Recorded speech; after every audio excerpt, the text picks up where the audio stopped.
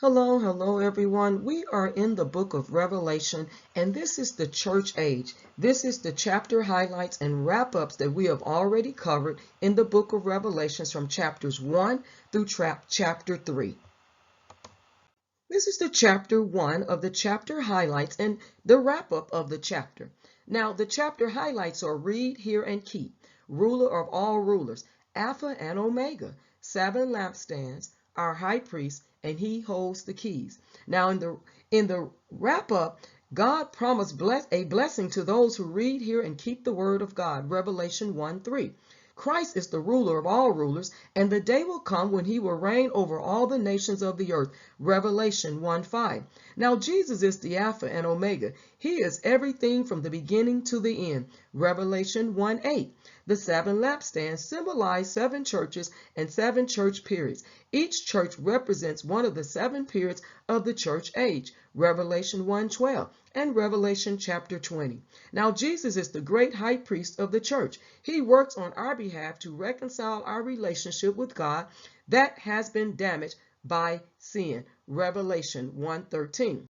Now Jesus holds the keys to death and hell since he conquered both through his death and resurrection.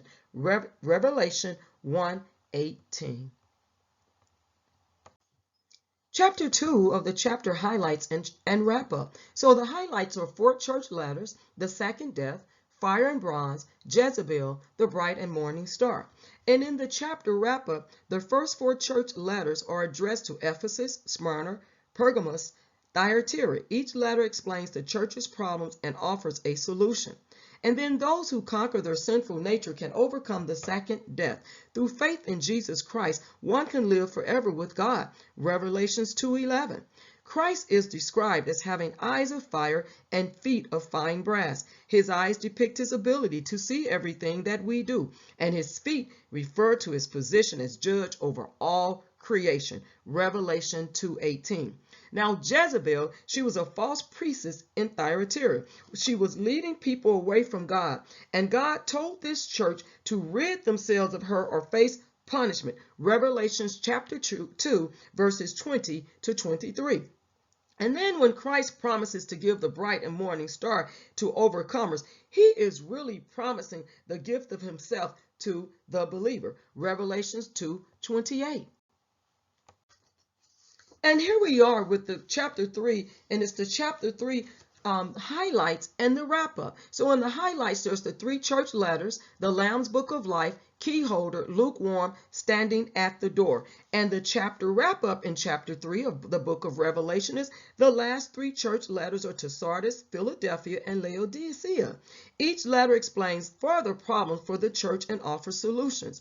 Now Jesus promises to keep the names of overcomers in the Lamb's Book of Life, and he will acknowledge the believers' names before God. Revelations chapter 3 verses 4 through 5. Now Christ holds the keys to our lives. What doors he opens for us cannot be shut, and those he shuts cannot be opened. Revelation 3:7. Now for a Christian, the worst state to be in is lukewarm, neither on fire for the Lord, nor ignorant of him. Indifference leads to crisis anger. Revelations chapter 3 verses 15 through 16. And then Jesus comes to us, our door, and knocks to be let in. Those who let him in will be allowed to eat, fellowship, sup with him. Revelations 3:20. So you all, that is the highlights of chapters 1 through 3 in the book of Revelation. And we are going to be embarking upon part 2.